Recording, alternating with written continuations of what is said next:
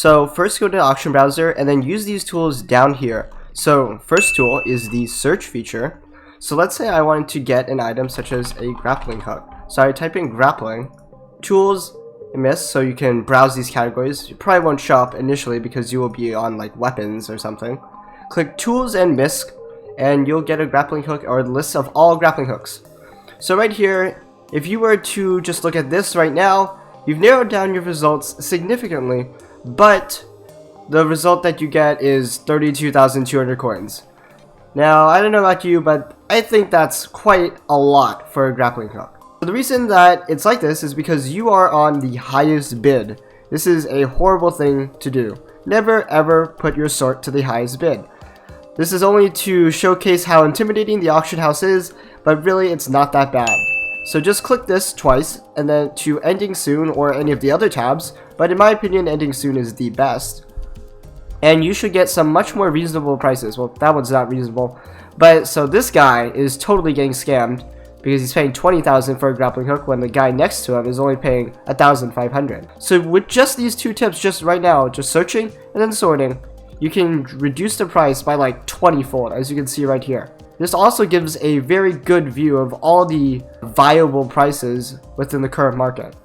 So as you can see here, most of the prices of grappling hooks are around maybe 1,000, 1,200.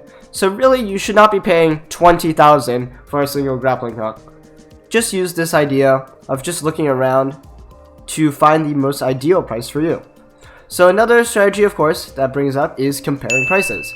So let's say that you wanted some other item. Let's say it's a jungle axe. And you go to weapons because it's a jungle axe is apparently a weapon. So when you compare prices, you really should be looking at this 4x6 grid right here of all the options that are currently available to you.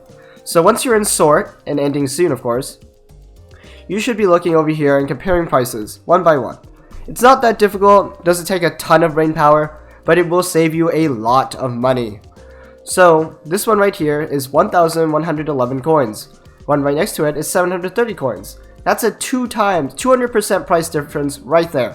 So this guy is paying 1.6 times as much as this guy. So you really should be looking around, and if you want to get the best deal, you should kind of look around at all these different options, and it really should give you an idea of how much something should cost. Basically, those are the three fundamental principles in getting what you want. When you are finding something that you want, you are always bidding in the auction house. So when do you bid? And what do you bid on? If I were to be looking for, say, sunflower, I think it's in. So let's go here. So you should always bid when there are less than maybe 7 or 6 minutes left, unless the item is like super valuable and you don't want the deal to slip away. But really, bidding at the last moments gives several advantages.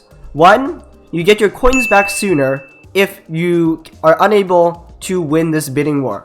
Even though you're always trying to win the bid, there's a chance that you might not succeed and some guy with some super deep pockets comes in and steals your prized item. So if you choose an auction that will end soon, then that will mean that you get your coins back from the auction house sooner. The next benefit is that too, if you do win, you get your auction items sooner. So you don't have to wait 12 hours or 13 hours for some of the quote-unquote lowest bids.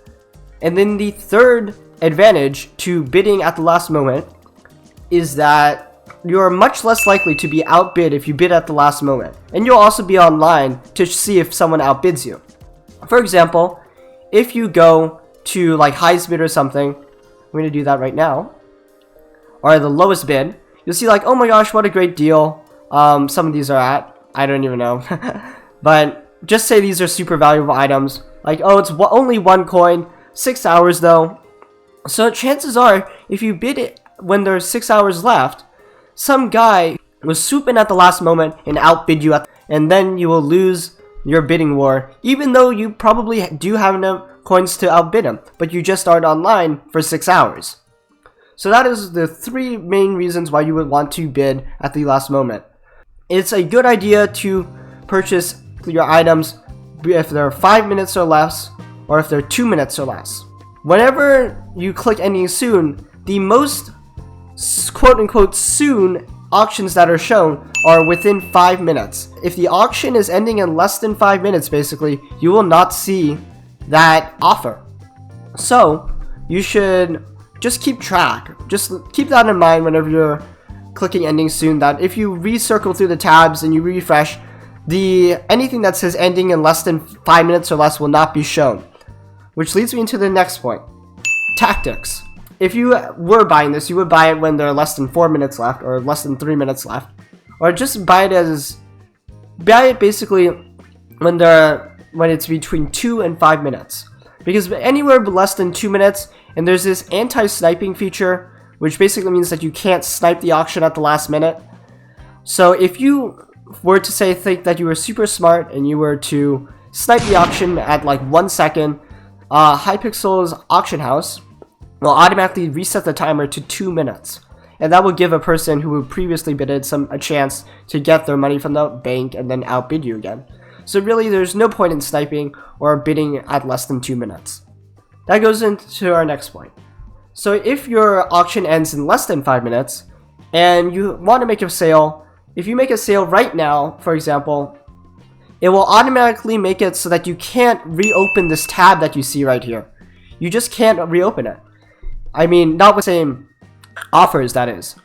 So while you still have the chance, while you can still see all of these, an actual strategy would be to write down the seller's name. So as you can see right here, all these 5 offers right here for sunflowers are all pretty good. Let's say you wanted to buy all of them. You would write down the name, seller, amazing_Zacko, and you would buy one of them. Now once you buy them, you open it up and then you're like, you type in sunflower. Let's say you're doing this without my method. Then you would go here, go to ending soon. But then you realize, wait, that offer isn't there anymore. And that's because it's crossed the 5 minute threshold. But what you can do is do amazing_Zacko, and it will pull up all the offers that person has offered to the auction house. And so you will never lose an auction offer if it's still in the market, even if it has crossed the 5 minute threshold.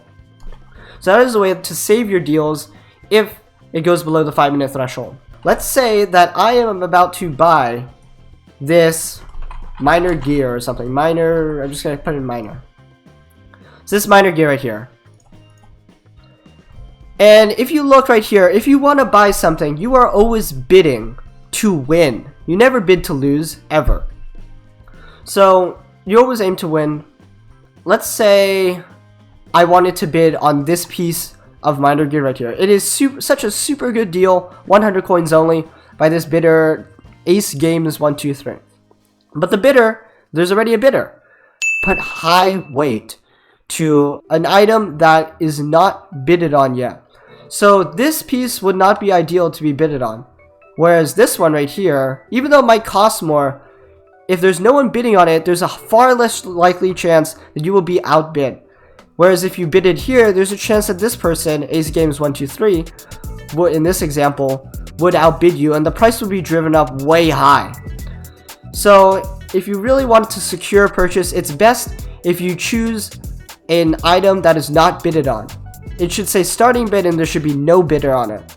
And that way you significantly increase your chances that you will get the item at that price without needing to outbid anyone. And chances are, if you start getting into a bidding war, the item will end up costing more than you bargained for. So now for some strategies. Let's say that you are getting into a bidding war with someone, which is not good, obviously, but that happens. So how do you win a bidding war? Now I'm going to get into the mechanics of actually buying and selling and how bidding works, down to its very core. So when you bid, you lose the money that you're bidding. It always says like, oh, if you're outbidding someone again, it says, oh, you're paying like, oh, some minuscule amount. But really, that amount is in addition to what you've already given to the auction house. And no, you do not lose your coins if you lose your bidding war. So you're not in any way obligated to win a bidding war if the conditions become unfavorable. You just have to wait for the auction to expire and then you can reclaim your coins. Strategies. So when you bid, try to outbid someone, the new bid is calculated by taking the current bid in this case 2,000 coins, and adding 15% of that value. So 15% of 2,000 coins is 300, and so the new bid will be 2,300 coins. That would mean that the next person would have to, if you were to bid on this item, would have to bid 15% more than that. So just keep that in mind. For example, if you knew that this miner gear costed 4,000 coins, it's worth, if you sold it to merchants, you would get 4,000 coins. That's also a money-making strategy if you haven't watched my last video.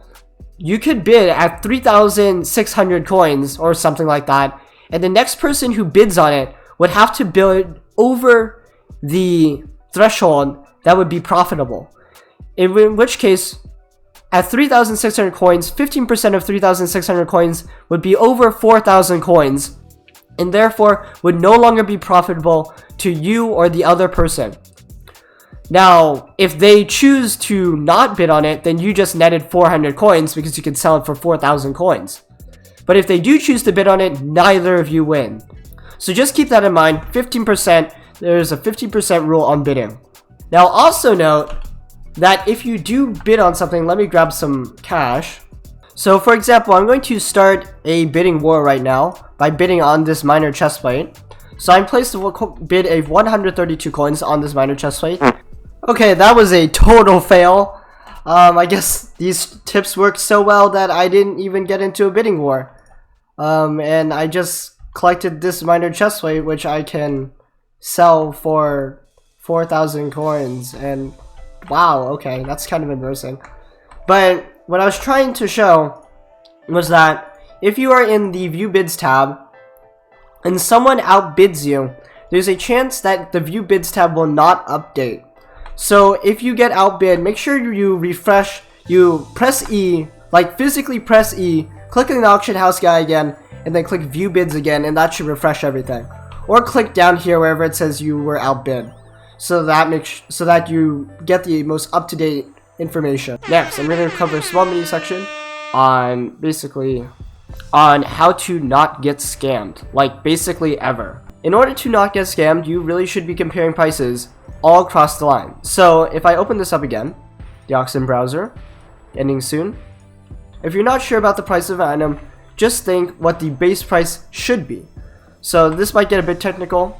For example, if you wanted to get enchanted cobblestone, it would be a good idea to compare the crafting recipe and the actual cost of the raw materials to get a certain item. But in this case, I'm going to just do enchanted cobble. So if you go over here, enchanted cobblestone. Whoa, these guys are paying a lot. So this is a more reasonable price, about 34,000. If you don't want to get scammed, you can go through all this effort like I'm doing right now, which is comparing or doing the math in how much cobblestone you would need to actually make a regular cobblestone and comparing the prices accordingly. One enchanted cobblestone, you will need 2.5 stacks, or about, a little bit less than 196 regular cobblestone.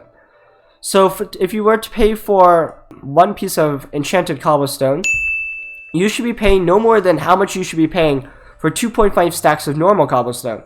And of course, you would do this all on a calculator. These tips, you probably should be able to get a much better deal on whatever item you're looking for, whether it be grappling hooks or jungle axes, silver fangs, whatever enchanted material. Basically anything. This works better with beginner items such as the ones I listed above, but it also works for advanced level items such as like Aspect of the End or maybe more advanced armor. So yeah, bye.